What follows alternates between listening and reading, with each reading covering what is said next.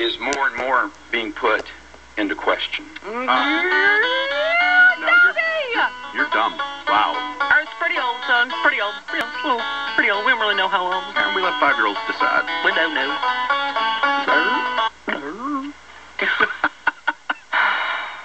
Okay. I just love the Fatal Attraction headline. Bachmann battles Perry's shadow. Michelle Bachmann has a reminder for Republicans. I'm still here.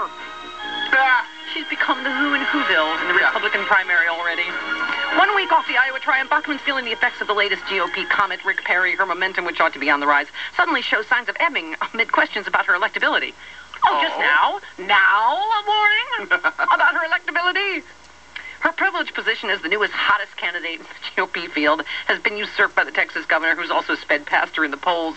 She said, "You may have heard last Saturday there was a little election in Iowa, and I was the #1 winner of the Iowa straw poll." That is so sad. Oh, bless She's her like heart. like a ex-pageant, beauty queen. I remember. I was cow butter princess a week ago.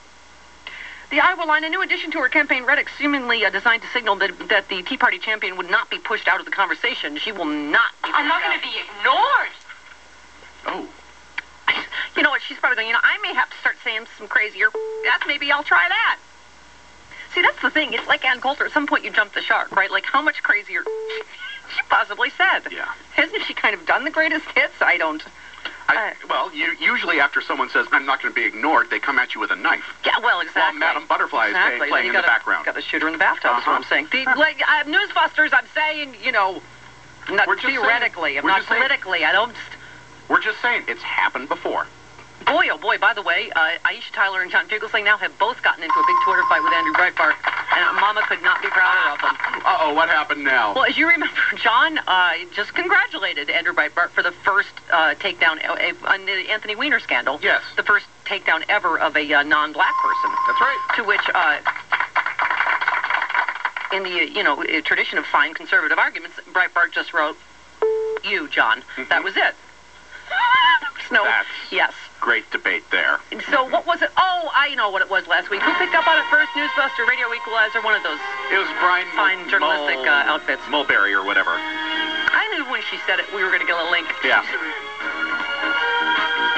I think something along the lines of hoping Rush Limbaugh self-immolates, which I pointed out there was very little chance of that actually happening unless he were to walk across carpeting wearing corduroys really quickly.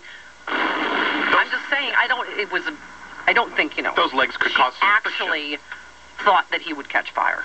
Anyway, so it was the typical headline, violent, lefty, liberal, would-be comedian, alleged actress, something. Yeah. Something that the guy thought was an insult. Yes, and then the interwebs explode. Oh, and she said, by the way, it was amazing how quickly all the racial stuff came in. Yep. She got called a racist. Yeah. Huh? I don't even know where that came from. And then suddenly then a lot of people started calling her racist names, and she was just, disappointed. That's what she said. That's the word she used. Disappointed! Yeah. She said, not really mad, just... Disappointed! Mm-hmm. Yeah, so then she started getting called a bunch of racial names, but for a joke about... Uh-huh. All right.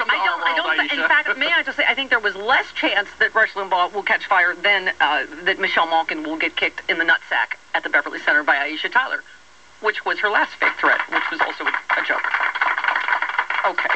Aw, she's been fully embraced into our world, Aisha. Welcome to our magical world.